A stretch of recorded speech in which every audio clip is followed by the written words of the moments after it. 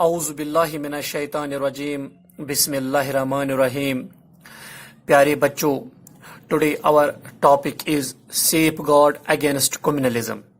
Safe guard against communalism, یعنی آج ہم سیف گارڈ اگینسٹ کمیونلزم کو ڈسکس کرنے جا رہے ہیں. چونکہ پیارے بچوں، آپ سب کو پتا ہے کہ ہم rule of state, constitutional and legal measures کو ڈسکس کر رہے ہیں. ہم rule of state, constitutional and legal measures کو ڈسکس کر رہے ہیں. اس میں سب سے پہلا جو ہم نے ڈسکس کیا، اس میں ہم نے یہ ڈسکس کیا جو پروگرام فار ڈفرینٹلی ایبلڈ جو ہے، پروگرام فار ڈفرینٹلی ایبلڈ جو ہے ان انڈیا، یہ سب سے پہلے ہم نے اس میں ڈسکس کیا. اور اس کے بعد ہم آج اس کا جو دوسرا پارٹ ہے وہ ڈسکس کرنے جا رہے ہیں، وہ ہے سیف گارڈ اگینسٹ کمیونلزم. یعنی یہ ہم rule of state, constitutional and legal measures میں پڑھ رہے ہیں. اس میں سب سے پہلے ہم نے پڑھا program for differently abled in India. آج ہم ڈسکس کریں گے سیف گارڈ اگینسٹ کمیونلزم. ٹھیک، تو دیکھو پیارے بچوں، چونکہ آپ کو میں نے پہلے ہی بتایا تھا، جو یہ کمیونلزم ہے یہ ایک پریکٹس آف ڈسکریمنیٹری ہے.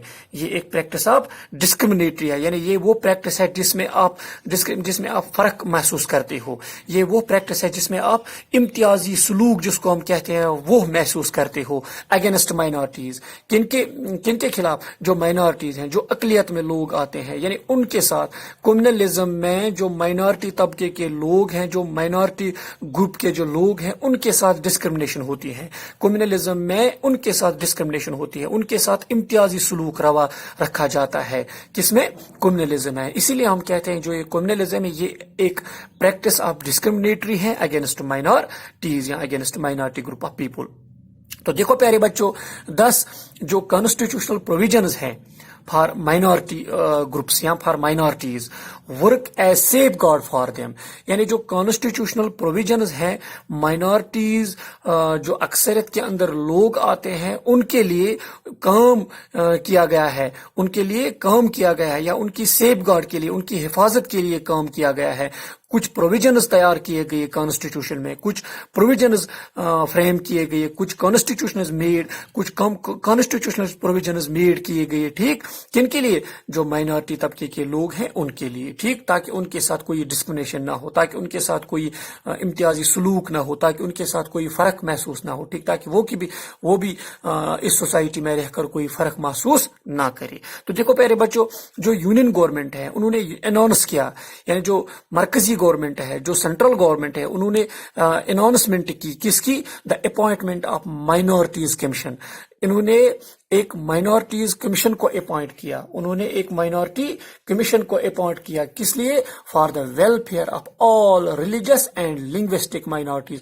یعنی جو مذہب کے حساب سے جو مائنارٹی میں آتے ہیں اور جو لنگوسٹ کے حساب سے مائنارٹی میں آتے ہیں، ان کے لیے جو یونین گورنمنٹ ہے، یونین گورنمنٹ نے اپوائنٹ کی ایک مائنارٹی کمیشن، تاکہ ان کی فلاح و بہبودی کے لیے کام ہو، تاکہ ان کی اچھائی کے لیے کام ہو، تاکہ ان کی ترقی کے لیے کام ہو. کن کی ترقی کے لیے؟ جو ریلیجس مائنارٹی میں آتے ہیں اور جو لنگوسٹ مائنارٹی میں آتے ہیں. اس کے لیے باضابطہ طور ایک آرڈر بنایا گیا. ٹھیک، تو دیکھو پیارے بچوں، the objective of this commission, یعنی اس کمیشن کا جو مین آبجیکٹو ہے، مین مقصد جو ہے وہ کیا ہے؟ To protect the secular traditions of Indian federation. جو سیکولر ٹریڈیشن ہے، یعنی انڈین فیڈریشن کا جو سیکولر ٹریڈیشن ہے اس کو پروٹیکٹ کرنا، یعنی سیکولرزم قائم رکھنا. یعنی انڈین فیڈریشن جو ہے، انڈین فیڈریشن کے اندر سیکولر ٹریڈیشن جو ہے اس کو پروٹیکٹ کرنا، اس کی حفاظت کرنا. یا ایک اور چیز کرنا، پروموٹ نیشنل انٹیگریشن، یعنی ایٹ نیشنل لیول انٹیگریٹی کو قائم رکھنا یا انٹیگریٹی کو پروموٹ کرنا. ٹھیک، اس چیز کو بڑھاوا دینا. And remove the feeling of discrimination.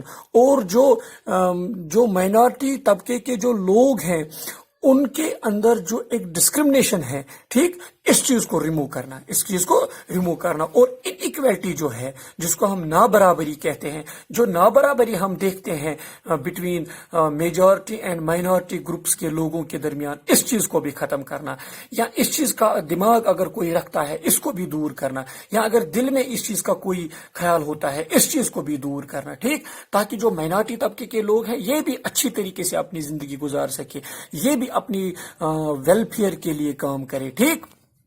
तो देखो प्यारे बच्चों, फिर क्या हुआ, the national minorities commission act 1992 was passed by the parliament.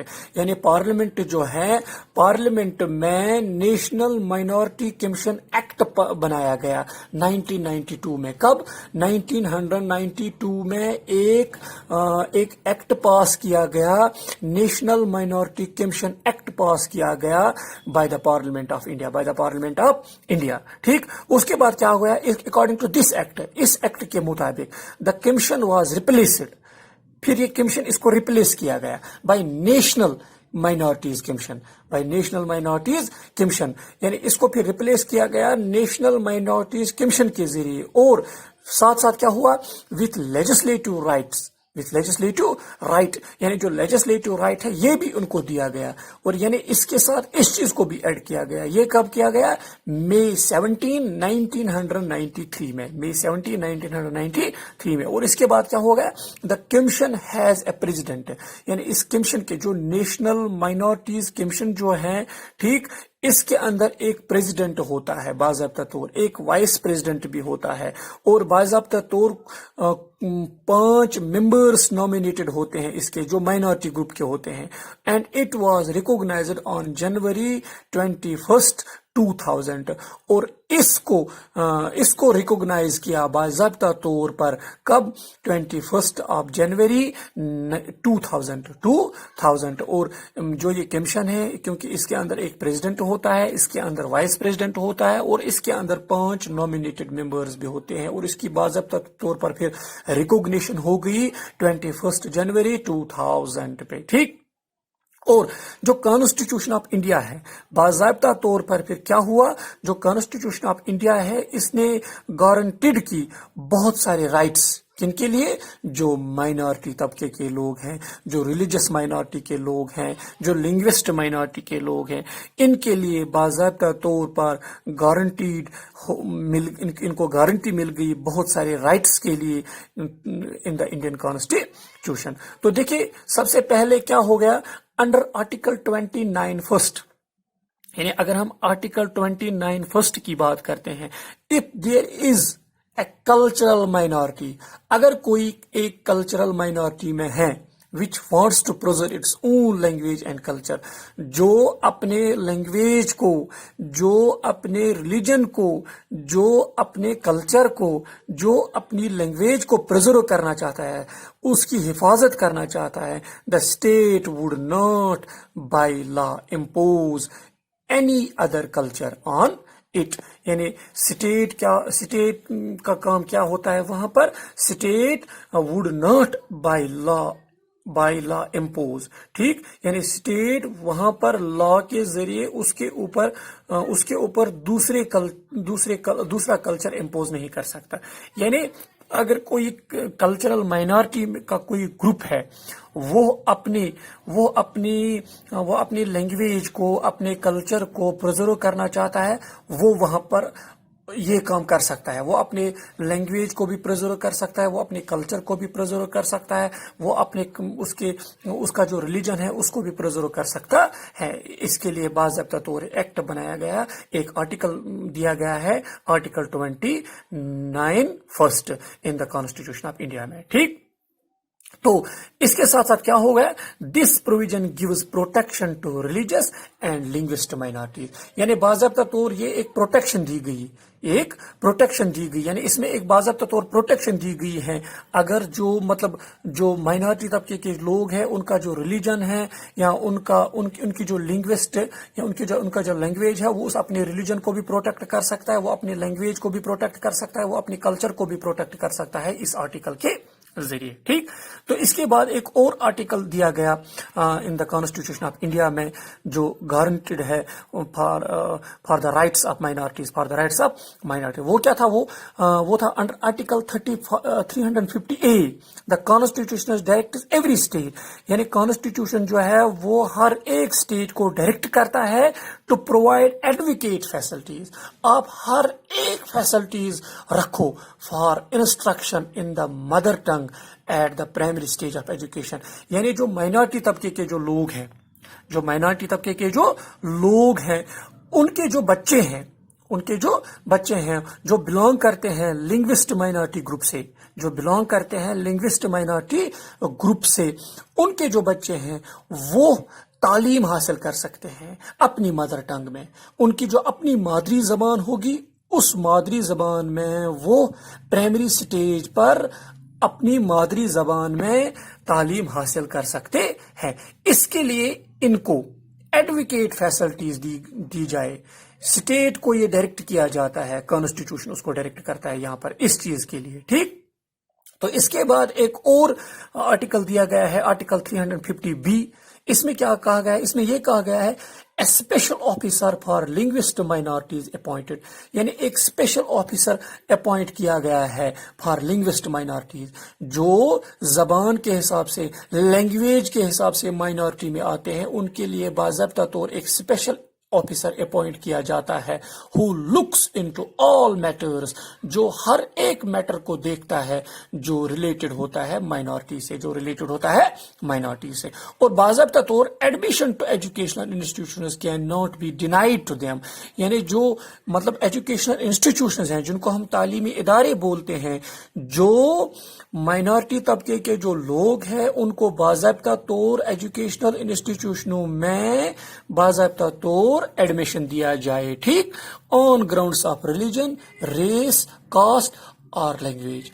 چاہے وہ کسی بھی ذات کا ہو، چاہے وہ کسی بھی مذہب کا ہو، چاہے وہ کسی بھی نسل کا ہو، چاہے وہ کسی بھی زبان کا ہو، ہر ایک کو ایجوکیشنل انسٹیٹیوشن میں ایڈمیشن وہ لے سکتا ہے، وہ لے سکتا ہے. وہاں پر اس کو نہیں رکھا جا سکتا، وہاں پر اس کو پیچھے نہیں رکھا جا سکتا. اسی لیے اس کے لیے ایک اسپیشل آفیسر تعینات کیا گیا مائنارٹی طبقے کے لوگوں کے لیے، تاکہ وہ بھی دوسرے لوگوں کی طرح تعلیم حاصل کر سکے. اس کے بعد ایک اور آرٹیکل بنایا گیا، article 301. All minorities shall have the fundamental rights to establish and administer educational institutions. یعنی جتنے بھی مائنارٹی طبقے کے لوگ ہیں وہ فنڈامنٹل رائٹس شیئر کر سکتے ہیں، جن کو ہم بنیادی حقوق بول سکتے ہیں. To establish and administer educational institution, وہ بھی پھر مطلب ایجوکیشنل انسٹیٹیوشنز اسٹیبلش کر سکتے ہیں یا ایڈمنسٹر کر سکتے ہیں اپنی چوائس کے مطابق، جو ان کی اپنی چوائس ہے اس کے مطابق. اور ان 1964 the Supreme Court upheld the right of the minorities. 1964 میں سپریم کورٹ نے upheld کیا جو rights of the minorities ہیں to choose the medium of instruction in their schools. یعنی کہ وہ ان کی جو اپنی میڈیم آف انسٹرکشن ہے اس کے حساب سے وہ اسکول میں جا سکتے ہیں اور وہاں پر اپنی چوائس کے مطابق تعلیم حاصل کر سکتے ہیں. تو یہ تھے کچھ safeguard against communalism for minority group of people. Thanks for today.